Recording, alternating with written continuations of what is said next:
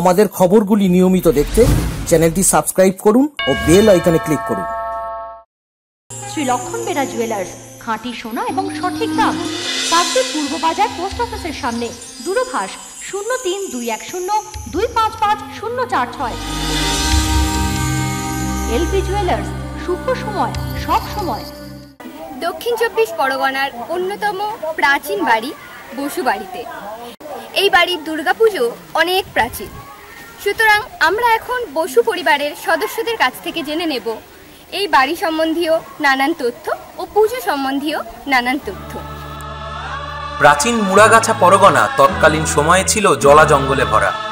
মানুষের বাসও ছিল খুব কম। অষ্টাদশ শতাব্দীতে মুর্শিদাবাদ নবাবের সেরেস্তা কর্মী শ্রী রাম বসু অধীনা সরিষায় আসেন সেরেস্তার কাজে। এসে পছন্দ হয় স্থানীয় জমিদার জয়চন্দ্র মিত্রের কন্যা রম্ভাকে। নাবালিকা রম্ভার সঙ্গে বিয়ে হয় শ্রীরাম বসুর। জমিদার জয়চন্দ্র মিত্র নিজের জমিদারির এক অংশ মেয়ের বিয়েতে জামাইকে যৌতুক দেন। তখন থেকেই সরিষায় বসু পরিবারের নতুন অধ্যায় শুরু হয়। বালিকা বধূ রম্ভার আবদারেই 1717 সালে বসুবাড়িতে শুরু হয় দুর্গাপুজো।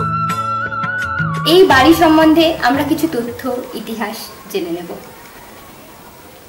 এই পরিবারের প্রথম সূচনা হয়েছিল যার হাতে, তার নাম শ্রীরাম বসু।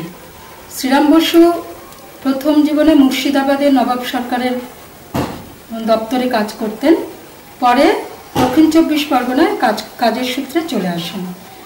এই বসু বাড়ির পরে মিত্রদের বাড়ি আছে। সেই সময় সেখানকার জমিদার ছিলেন শ্রী জয়চন্দ্র মিত্র। তার ওই শ্রীরাম বসুর কাজকর্ম দেখে খুব পছন্দ হয় এবং তার একটি মাত্র মেয়ে ছিল রম্ভাবতী দেবী। রম্ভাবতী দেবীর সঙ্গে শ্রীরাম বসুর বিয়ে দেন। এখন যে বসুবাড়িতে আমরা বসে আছি, এই সমস্ত সম্পত্তি যৌতুক হিসেবে শ্রীরাম বসু পেয়েছিলেন। রম্ভাবতী দেবীর বাড়িতে সেই সময় দুর্গাপুজো হতো, কিন্তু তখন অনেক ছোট ছোট বিয়ে হতো বলে প্রতি বছর পুজোর সময় রম্ভাবতী দেবী তার বাবার বাড়িতে চলে যেতেন। তারপর যখন উনি একটু বড় হলেন, তখন উনি চিন্তা করলেন যে নিজের বাড়িতেই পুজো শুরু করবেন। তাই জন্য তিনি 1717 সাল থেকে প্রথম এই পুজো শুরু করেছিলেন এবং বংশানুক্রমে এই পুজো এখনো খুব সুন্দরভাবে হয়ে আসছে। 2018 সালে এই পুজোর বয়স হবে 302 বছর। প্রাচীন ইতিহাসের ধুলো মেখে সরিষার বসুবাটির পুজো এবছর 302 বছরে পা দিল। পরিবারের প্রথা মেনেই শুরু হয় এই বনেদি বাড়ির পুজো। পরিবারের অধিকাংশ সদস্যই এখন বাইরে থাকেন, পুজোতেও আসতে পারেন না অনেকেই। তবে পুজো চলে আসছে নিরবিচ্ছিন্নভাবে। আগে প্রাচীন দালান পুজোর সময় গম গম করত পরিবারের সদস্যদের ভিড়ে, তবে এখন আর সেই জৌলুস নেই বললেই চলে। অবশিষ্ট দালানের ভগ্ন কিছু অংশ এখনো ইতিহাস আর সেই সব উৎসব মুখর দিনের কথা মনে করিয়ে দেয়। বাড়ির পুজো বলতে যেটা মনে হয় সেটাই এটা। বাড়ির মানে ভোরবেলা উঠে ফল কাটা, কাটমো পুজো থেকেই মনে হয় যেন পুজো পুজো এসে যাচ্ছে। আর ছোটদের তো এই নেই, কথাই নেই, ঠাকুর তৈরি হচ্ছে। আরও ছোট ছোট এখানে অনেক বাচ্চা আছে, তারা দৌড়ি করে এসে ঠাকুর দেখে যাচ্ছে। তারপরে নাড়ু করা আছে, ছাপা তৈরি করা, এগুলো একটা পুজোরে। তারপরে ভোরবেলা উঠে ফল কাটা, তাড়াতাড়ি করে এসে অঞ্জলি দেবো, পুজো হবে, এইগুলোরও একটাই আছে।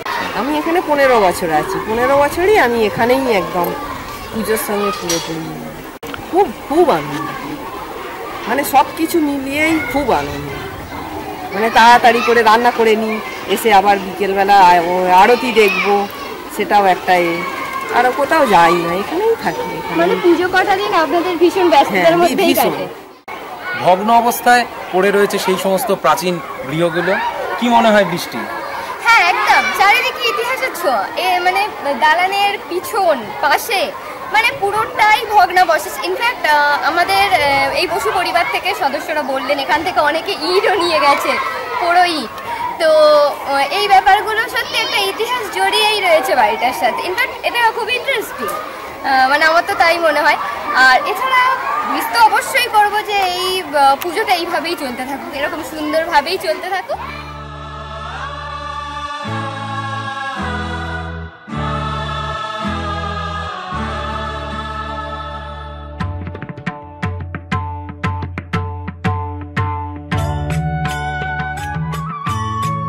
সরিষার পশুবাটি থেকে ক্যামেরায় সৌভিক মণ্ডলের সঙ্গে সৈকত ঘোষ ও বৃষ্টি পুরকাইত, ব্রেকিং বেঙ্গল।